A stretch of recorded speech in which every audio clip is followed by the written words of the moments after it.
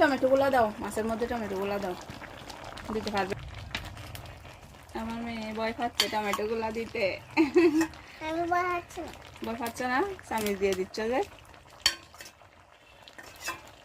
তোমার জন্য আজকে রুই মাছ রান্না করছি, খাবে?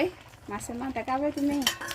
হ্যাঁ, মাছের খাবো না, এটা আমি মাথা খাবো না। মাছের মাথা এটা খাবে? হ্যাঁ, তুমি আদিটা এই মুহূর্তে খাবা। আচ্ছা, আম্মু খানো।